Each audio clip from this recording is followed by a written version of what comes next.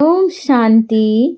13 मार्च 2025 की मुरली से विशेष पॉइंट। पहला पॉइंट है, मीठे बच्चे, पद का आधार है पढ़ाई।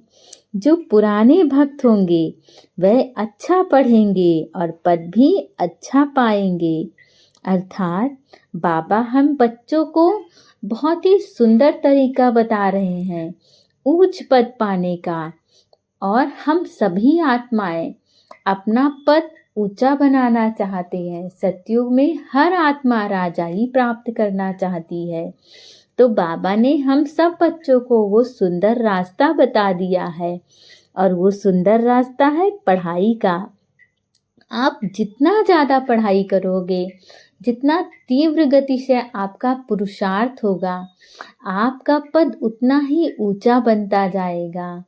तो जो भी आत्मा और जो भी क्यों हर आत्मा चाहती है कि उसका पद ऊंचा बने, तो उसे अपना पद ऊंचा बनाने के लिए अच्छे से पढ़ाई पढ़नी होगी। जो मीठे बाबा पढ़ा रहे हैं हम बच्चों को। और जो भी पुराने भक्त हैं जिन्होंने बहुत समय पहले 5000 साल पहले ज्ञान को अच्छे से अपने जीवन में धारण किया था, वो ही आत्माएं फिर से बाबा के ज्ञान को बहुत सरलता से धारण करेंगी और अपना पद भी ऊंचा बनाएंगी। इसीलिए बाबा बार बार जोर देता है कि बच्चे पढ़ाई पर संपूर्ण अटेंशन रखो। बाबा क्या कहता है मुरली के माध्यम से, कैसे हमें बताते हैं बाबा कि बच्चे तुम्हें अपना जीवन कैसे जीना है, अपने जीवन में हर कदम हमें कैसे आगे बढ़ाना है, वो सब चीज़ें बाबा हम बच्चों को बताते हैं। तो हमें ज़रूर सीखना है। वैसे भी हमें अपने जीवन के हर आयाम पर किसी न किसी की मदद की आवश्यकता होती है। और यदि हमारा वो मददगार स्वयं निराकार परमात्मा हो तो क्या कहना, वो आपको कभी नहीं छोड़ेगा। एक बार आप उसे अपनी उंगली पकड़ा के तो देखिए। अगला पॉइंट है, सच्चा बाप सच्चा बनाने आए हैं, इसीलिए सच्चाई से चलना है, अपनी जांच करनी है। हमारे में कोई आसुरी गुण तो नहीं है, हम जास्ती बात तो नहीं करते हैं। बहुत मीठा बन शांति और प्यार से बात करनी है। अर्थात जो हमारे बाबा है, सच्चे बाबा, वो हम बच्चों को भी सच्चा सच्चा पढ़ाने आए हैं। इसीलिए सच्चाई से चलना होगा और बहुत ईमानदारी से बाबा का ज्ञान धारण करना होगा। हमें अपनी चेकिंग करनी होगी कि कहीं कोई हमारे अंदर सूक्ष्म रूप से तो माया नहीं आ जाती है और वो हमारे अंदर कोई आसुरी गुण तो नहीं पैदा कर देती है। यदि ऐसा है तो हमें उसको दूर करना होगा। हम किसी से बेफिजूल बातें तो नहीं करते, व्यर्थ में अपनी एनर्जी, अपने संकल्पों को तो जाया नहीं करते, क्योंकि हम देवी देवता घराने की आत्मा है। हमारे हर संकल्प विश्व कल्याणकारी होने चाहिए, जिसमें हर आत्मा का कल्याण समाया हो। हमारे संकल्प ऐसे हों और हमें बहुत मीठा बनना है, बहुत प्यार से प्रत्येक आत्मा से बात करनी है, शांति से उस आत्मा से बात करना है, हर आत्मा के प्रति रहम दिल बनना है, हर आत्मा के प्रति सच्चा बनना है, हर आत्मा को प्रेम देना है।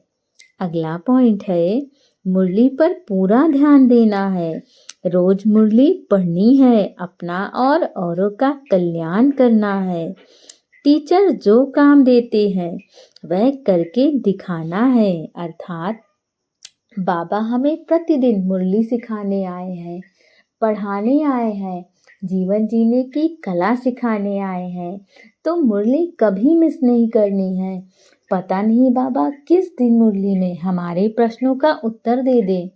हम सभी आत्माएं बाबा से हमेशा कुछ ना कुछ पूछते रहते हैं और हम चाहते भी हैं कि हमारा उत्तर मिले। तो मुरली ज़रूर पढ़नी है, क्योंकि बाबा प्रतिदिन बच्चों को अपनी मुरली के माध्यम से ही उत्तर देते हैं। इसीलिए प्रतिदिन मुरली पढ़नी है और मुरली पढ़ के अपना तो कल्याण करना ही है, साथ में अन्य आत्माओं का भी कल्याण करना है, क्योंकि मुरली ही एक ऐसा माध्यम है जो हमारे जीवन के हर आयाम में हमारी मदद करती है। कैसे हमें अपना जीवन जीना है, कैसे हमें आगे बढ़ना है। जो काम हमें टीचर देती हैं वो तो हमें करना ही है और धारण उसे ज़रूर करना है अपने जीवन में। अगला पॉइंट है, होली शब्द के अर्थ को जीवन में लाकर पुरुषार्थ की स्पीड को तेज करने वाले तीव्र पुरुषार्थी भव। अर्थात होली जो बीत गई, माना बीती पर बिंदी लगाना, जो भी बीत गया उसको बिल्कुल ख़त्म कर देना, अपने मन में बिल्कुल भी उसके बारे में मनन चिंतन नहीं करना, बीती को बीती कर आगे बढ़ना, यही है होली मनाना। मतलब आपके जीवन में जो भी समय था, जैसा भी था, उन सब को स्टॉप करके अपने जीवन में आगे बढ़ना और उन व्यर्थ की बातों को भूल करके अब बाबा के ज्ञान को अपने जीवन में धारण करना। क्योंकि बाबा हमें प्रतिदिन बताते हैं कि बच्चे अच्छा सोचो और जो आपके जीवन में बुरा हो गया उसको एक क्षण में फुल स्टॉप लगाओ और आगे बढ़ जाओ। जब हम ऐसी अवस्था बना लेते हैं, बीती हुई बातें ऐसी महसूस हो जैसे पुरानी कोई जन्म की बात हो, माना इस कदर हम भूल जाएं। जब ऐसी स्थिति हो जाती है तब पुरुषार्थ की स्पीड तेज होती है। जैसे आपके जीवन में कोई भी व्यर्थ बातें आई या कोई ऐसी घटना हुई जो आपको नहीं पसंद आई, तो आपको उन बातों को एक सेकंड में स्टॉप करके बाबा के याद में अपना समय बिताना।